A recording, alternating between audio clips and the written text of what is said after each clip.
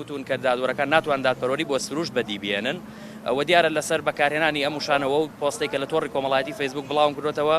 بۆ ماوەی 14 ڕۆژ من لە زیندان هێڵامەوە و دوێنێ بە کەفالەتی 3 ملیۆن دیناری عراقی ئازاد کرا. دیارە ئەم کەیسە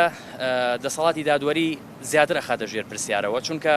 ئێمە بۆ ماوەی زیاتر لە 7 ساڵە لە باشووری کوردستان خەبات دەکەین و تێکۆشین لە پێناو پارێزگاریکردن لە سروشت و لە پێناو پارێزگاریکردن لە ژیانی ئاژەڵ و باڵندەکان ئەوە بە مرۆڤیشەوە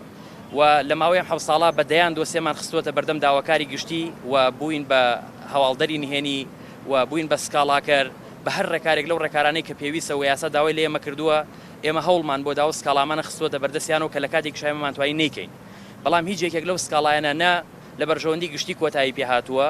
و نەجوڵێنراوە و ئەگەر جوڵێنرا بێتیش وەک ئاماژەم پێکرد لە بەرژەوەندی گشتی کۆتایی پێنات و دۆسێکەشی داخراوە بەڵام لە کاتێکا کە تۆ لەسەر دەسەڵاتی دادوەری قسە دەکەیت لەسەر دەسەڵات قسە دەکەی ئامادەن لەسەر خۆیان بێنە جواب بەڵام ئامادەنین لەسەر مافی گشتی و بەرژەوەندی گشتی بێنە جواب